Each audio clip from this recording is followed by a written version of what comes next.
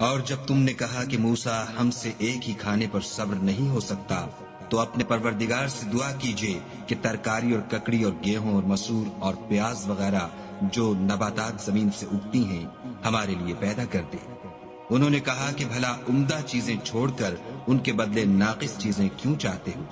اگر یہی چیزیں مطلوب ہیں تو کسی شہر میں جا اترو، وہاں جو مانگتے ہو مل جائے گا، اور آخر کار ذلت و رسوائی اور محتاجی و بے نوائی ان سے چمٹا دی گئی، اور وہ خدا کے غضب میں گرفتار ہو گئے۔